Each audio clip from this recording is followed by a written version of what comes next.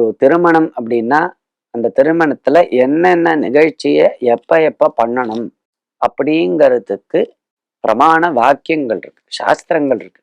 அதை அவலம்பிச்சுதான் நாம் பண்றோம். ஏதோ நமக்கு தோணியதெல்லாம் நாம் பண்ணல.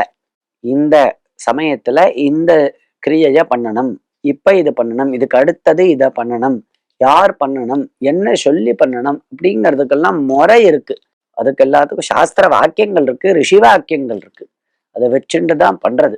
அப்படி இருக்கிறச்ச நமது சௌகரியத்துக்கு தகுந்த மாதிரி அதை மாத்துறது அப்படிங்கிறது மிகவும் தவறு.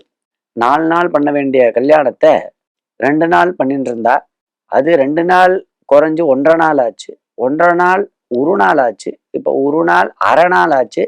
இப்ப அரை நாளும் போய் 2.5 மணி நேரம் 3 மணி நேரத்துல வந்து நிக்கிறது. அதுலயும் 1 மணி நேரம் போட்டோ ஷூட்டிங்க்கு கொடுக்க வேண்டியதா இருக்கு, இவ புடவை கட்டிக்கிறதுக்கு கொடுக்க வேண்டியதா இருக்கு. மிச்சம் இருக்கிற 1 மணி நேரத்துல இவன் என்ன பண்றானோ அதுதான்.